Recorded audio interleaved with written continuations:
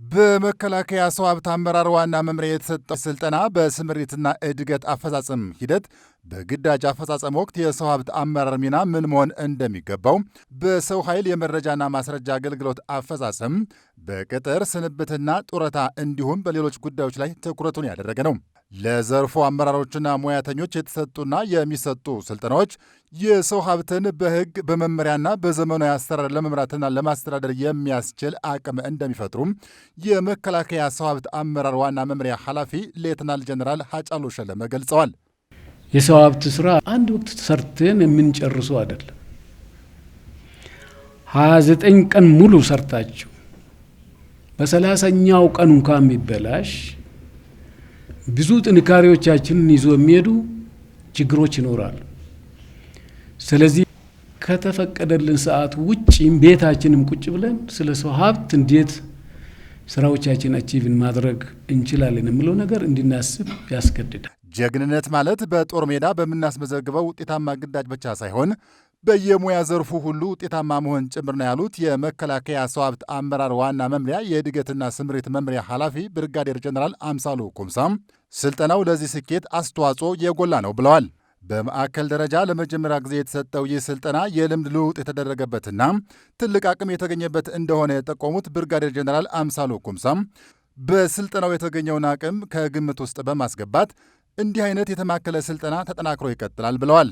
እውቀቱን ይዞ ሙያውን ይዞ አሰራሩን ይዞ መመራውን ይዞ ስራውን በተሳለጠና በተቃና ውጤታማ በሆነ መንገድ እንዲሰራ በተማከለ ደረጃ ሲሰጥ አልነበረምና ጥሩ ጊዜ ነበረን ማለት እችላለሁ። እንደኔ ሰራዊቱም ይሁን ሲቪል ሰራተኛው ከተቀጠረበት ጊዜ አንስቶም እስከ ስንብት ድረስ ያለውን የመብት ጥያቄዎችን መመለስ የሚችል የሰው ሀብት ባለሙያ በስልጠና ራሱን ያበቃ መሆን ይጠበቅበታል ያሉት ደግሞ የመከላከያ ሰው ሀብት አመራር ዋና መምሪያ የቅጥርና ስንብት መምሪያ ኃላፊ ብርጋዴር ጀነራል ግርማ ፈዬ ናቸው።